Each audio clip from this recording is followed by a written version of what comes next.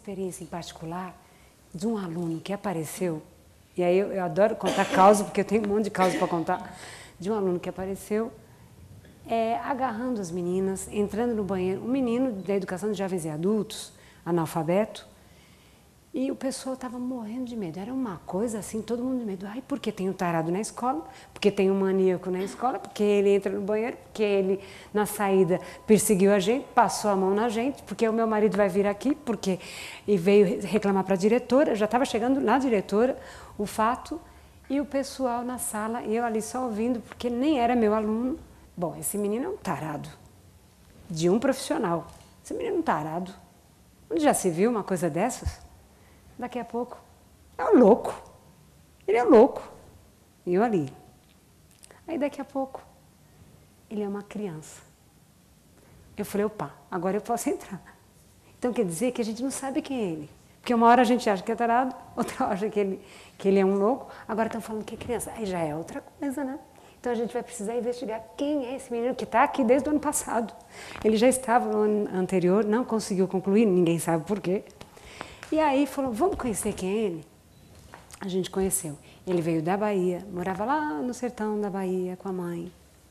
A mãe deficiente, que hoje a terminologia é deficiente intelectual. A mãe, uma deficiente intelectual, ele convivia naquele universo.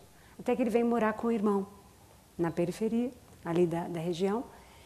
E ele vem com esse jeito, sem ler, sem escrever, esse jeito de ser que a gente precisa conhecer.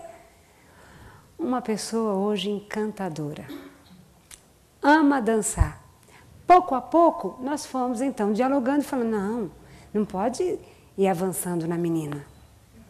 Acha bonita? Tem que pedir permissão, né? Assim, as pessoas não gostam, isso é uma invasão. Fomos explicando as coisas básicas e ele foi aprendendo. Ontem ele entrou na sala, na minha sala, e os alunos chegaram à conclusão, nossa, como ele mudou. Já pede licença, cumprimenta todo mundo.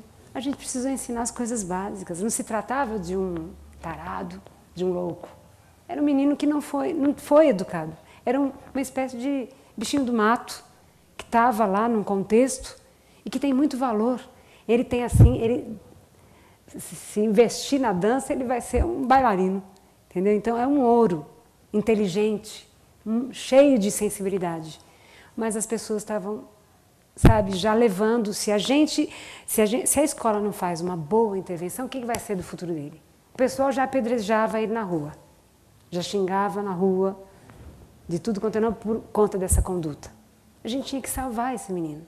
Então, salvar significava entender quem ele era e perceber quais eram as necessidades para que ele pudesse estar ali e conviver e a comunidade cuidar dele, assumi-lo como uma pessoa a ser cuidada. Então, as pessoas também passaram, os alunos, os colegas passaram a interagir e contribuir. Então, todos os dias na escola acontece uma coisa dessas. Pessoas que sofrem a violência da escola.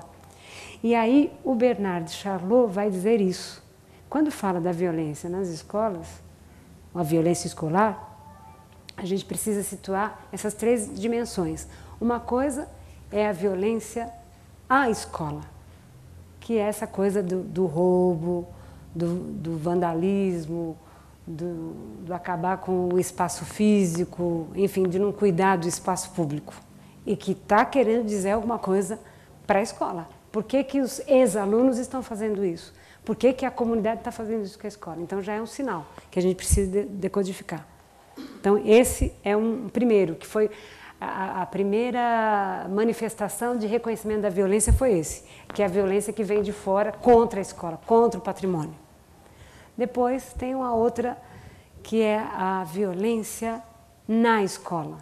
Então todas essas violências que ocorrem no espaço da escola, de aluno com aluno, aluno contra o professor, professor, enfim, que está ali as brigas, os homicídios, né? Tragédias que a gente já escutou por aí afora, que aconteceram no espaço da escola, né? Chacinas no espaço da escola, e aí a coisa fica assim absurda, porque a escola era espaço sagrado, Como vai acontecer? Como a gente vai permitir isso? Então, tem que estar de olho nisso. E a violência da escola. Então, perceber que a escola também, quando não compreende essa realidade e não prepara um currículo para intervir nessa realidade, ela também está promovendo, ela também está causando. Então, uma outra possibilidade de violência é quando a gente não trabalha a potencialidade, né? Quando o professor não desenvolve a potencialidade dos seus alunos. Trabalha só com o mínimo, o conteúdo mínimo, porque aqui é periferia, não precisa. Infelizmente, dói. Aqui, periferia, qualquer coisinha. E muito pelo contrário, era aí que a gente tinha que... Normalmente é o que acontece no Brasil, quando os professores vão fazer a escolha, né, na sua classificação, ele está lá embaixo. Então, os primeiros professores na classificação vão escolher escolas mais equipadas, mais centrais. Os professores que ficaram lá por último, que estão chegando agora, vão pegar lá na periferia, onde falta tudo. E deveria ser ao contrário. Nós teríamos que mandar os melhores quadros, os mais experientes, para lá, onde os desafios são maiores, as carências são maiores. Os equipamentos, os primeiros a receber, não seria a inversão de prioridade, não seria mais justo? Mas não é. A gente trabalha com uma outra lógica. Não é? Alguns professores voluntariamente falam, não, eu escolhi essa escola e vou ficar até o fim. Eu quero me aposentar aqui, quero desenvolver um projeto sério, interessante. E, de fato, conseguem, porque quando há rodízio de professores, o projeto não é concluído. Então, eu conheci uma experiência, e eu posso contar para vocês, ou não dá tempo? Sabe por quê? Acho que está estourando, né? Bom, neste período em que houve a intervenção do projeto Pela Vida, Não a Violência, buscando formar quadros que tivessem esse olhar, né, comprometido, no sentido de prevenir a violência, transformar, né, a violência num conflito para que ele pudesse ser tratado, porque quando já é fatalidade não tem como.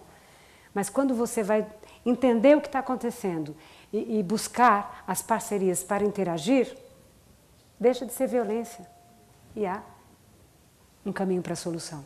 Quando isso acontece, ótimo. Então, em Santo André, nós tivemos a oportunidade de ter pessoas que foram se formando e a nossa porta de entrada para entender o que é violência afinal, a violência acontece quando o ECA não é cumprido.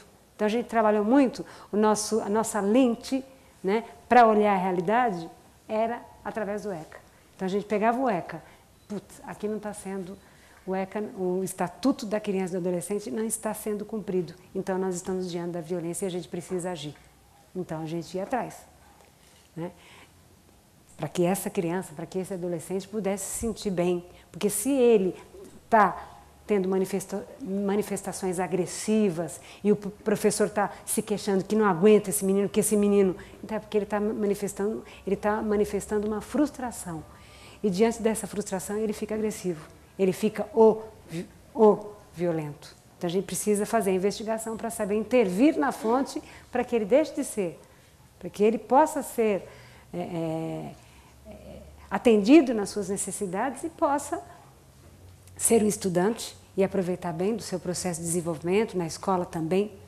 Então, quando a gente começou a aprender a fazer esse olhar, nós tivemos, então, uma belíssima experiência numa escola de periferia de Santo André, onde foram duas pessoas especiais, né, duas professoras que tiveram uma experiência numa direção em Santo André, numa direção de uma escola também de periferia, e foram se formando, porque os profissionais vão se formando na prática, né?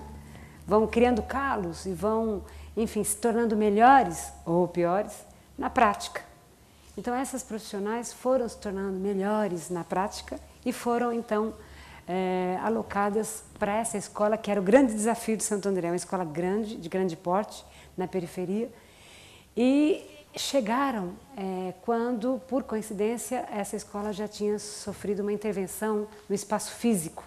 Então, uma escola que era cheia de grades, muros, sem muros, sem grades, com jardim, bonita, com equipamento, com biblioteca, com laboratório, tá tudo ali. Só que não estava dando certo ainda assim. Então, só melhorar o espaço físico não foi suficiente, faltava uma outra coisa.